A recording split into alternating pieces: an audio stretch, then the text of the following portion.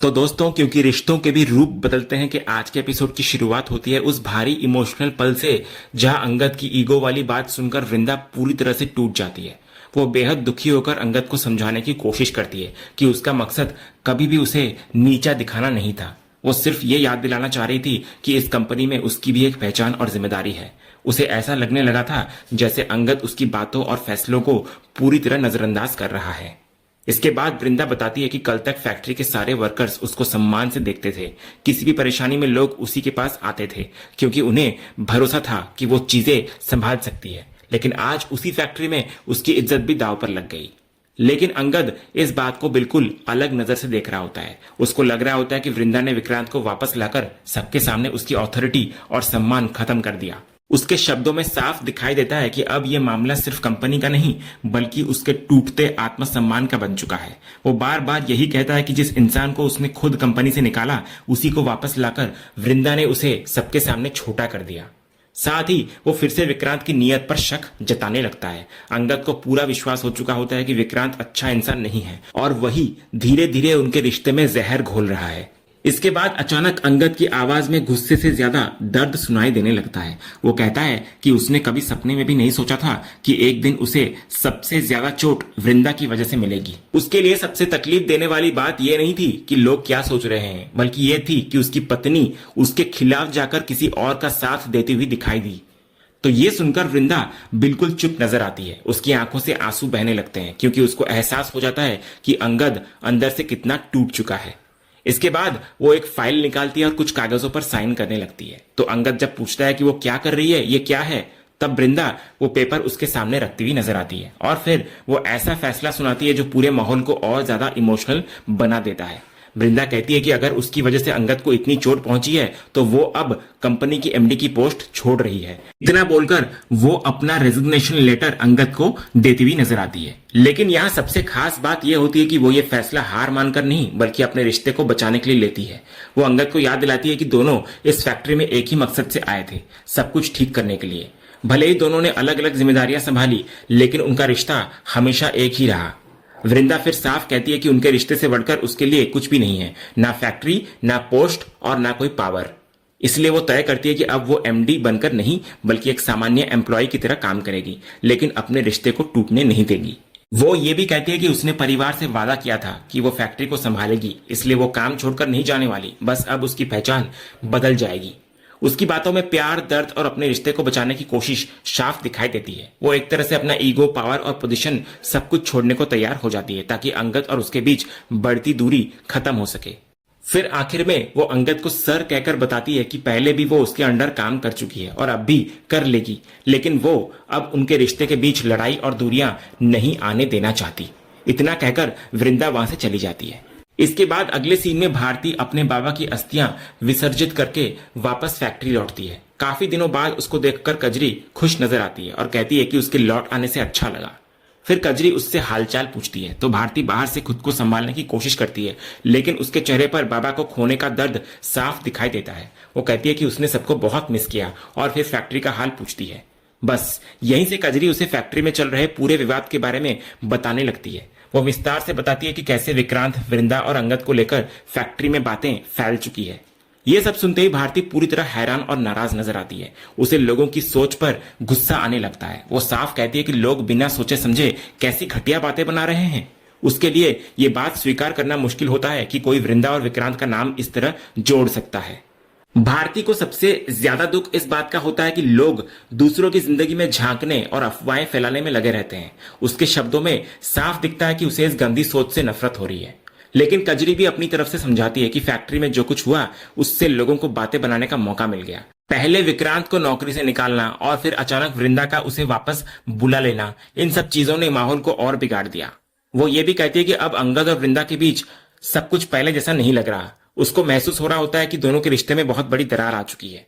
इस पर भारती फिर से अंगद और वृंदा का पक्ष लेती हुई नजर आती है। वो कहती है कि दोनों पति पत्नी हैं और लोग उनकी निजी जिंदगी को तमाशा बना रहे हैं। उसे ये बात बिल्कुल पसंद नहीं आती कि फैक्ट्री के लोग अपने काम से ज्यादा दूसरों की जिंदगी पर चर्चा कर रहे हैं। वो साफ कहती है कि इस तरह की अफवाहों को अब रोकना पड़ेगा वरना बात और खराब होती जाएगी। तभी कजरी बताती है कि आज अंगद सर बहुत परेशान दिखाई दे रहे थे। ये सुनते ही अगले सीन में भारती सीधे अंगद के कैबिन में पहुंच जाती है। अंगद उसको देखकर सच में बहुत खुश नजर आता है। काफी समय बाद उसके चेहरे पर हल्की मुस्कान दिखाई देती है। वो प्यार से उसे अंदर बुलाता है और बैठने को कहता है। लेकिन इसी दौरान विक्रांत दूर से भारती को अंगद के कैबिन में जाते हुए देख लेता है। बस फिर क्या था, वो तुरंत कृपा को फोन करके कोई नया काम सौंपता है। यहाँ साफ दिखाई देता है कि विक्रांत अब हर चीज को अपने फायदे के लिए इस्तेमाल करने की कोशिश कर रहा है।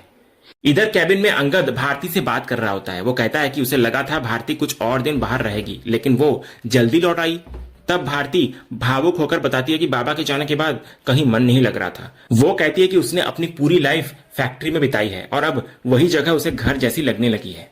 तभी इसी बीच कृपा फाइल लेने के बहाने कैबिन में आती है अंगद के।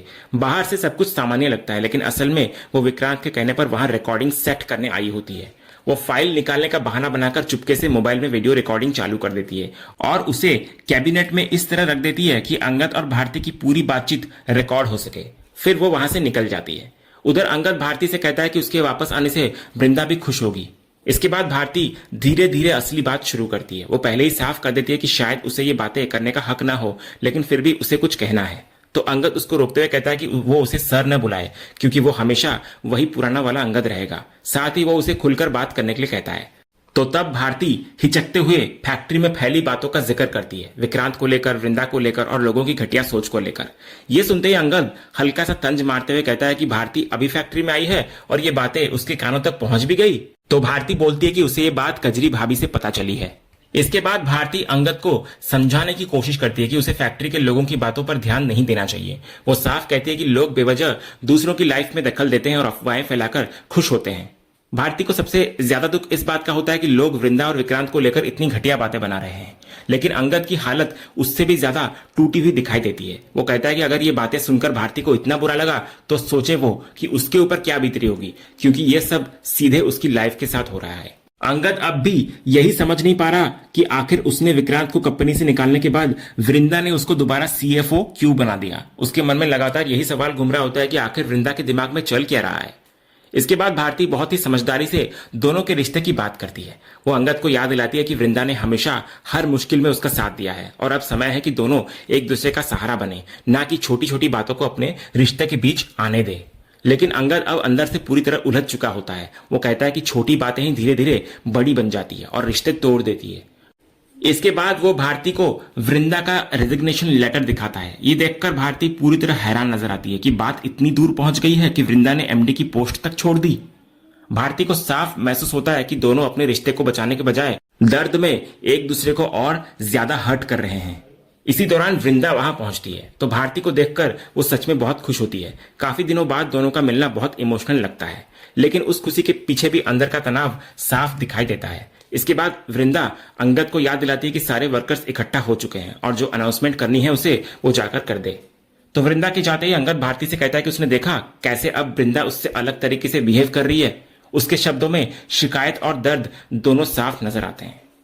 अगले सीन में फैक्ट्री के सारे वर्कर्स और मैनेजमेंट मेंबर्स इकट्ठा होते हैं। माहौल काफी गंभीर दिखाई देता है। तब अंगद सबके सामने एक बड़ा फैसला सुनाता है। वो बताता है कि वृंदा ने एमडी की पोस्ट से रिजाइन कर दिया है और अब वो इस पद पर नहीं रहेगी। ये सुनते ही पूरी फैक्ट्री में सन्नाटा छा जाता है। सभी लोग हैरानी में पड़ जाते हैं क्योंकि किसी ने ये उम्मीद नहीं की थी। तभी विक्रांत बीच में बोल पड़ता है कि वृंदा को ऐसा फैसला नहीं लेना चाहिए था, क्योंकि वो वर्कर्स और मैनेजमेंट दोनों को बहुत अच्छे से संभाल रही थी। लेकिन यहां अंगद तुरंत उसको रोक देता है। वो साफ और सख्त शब्दों में कहता है कि कंपनी हायरार्की क्या होती है और जब वो बात कर रहा हो तो बीच में बोलने की परमिशन किसी को नहीं है। विक्रांत ऊपर से तुरंत चुप होता है और सॉरी बोल देता है, लेकिन उसके चेहरे पर बेचैनी साफ दिखाई दे रही होती है, क्योंकि उसे समझ नहीं आ रहा होता कि आगे अंगद क्या करने वाला है।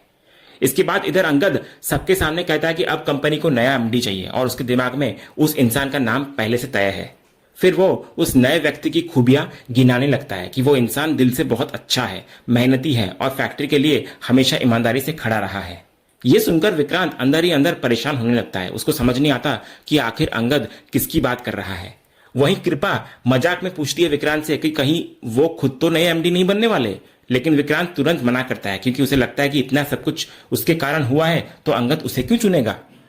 इसके बाद इधर सबसे बड़ा ट्विस्ट आता है। अंगद अपनी जेब से अपॉइंटमेंट लेटर निकालता है और सबके सामने बताता है कि इसी में नए एमडी का नाम लिखा हुआ है, लेकिन खुद नाम पढ़ने के बजाय वो लेटर वो भारती को देता है और कहता है कि वो सबको नाम पढ़कर सुनाए।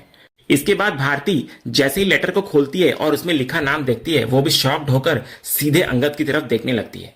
वहीं दूसरी तरफ वृंदा के मन में भी बेचैनी बढ़ जाती है। उसको समझ नहीं आता कि आखिर अंगद अब क्या करने वाला है। और इसी सीन के साथ आज का यह एपिसोड यहीं पर खत्म होता है। तो दोस्तों, आपको आज के एपिसोड का अपडेट कैसा लगा, अपनी राय हमें कमेंट बॉक्स में जरूर बताएं।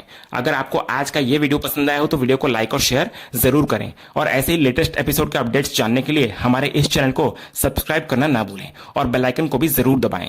मिलते हैं अगले एपिसोड के अपडेट के साथ, तब तक के लिए धन्यवाद।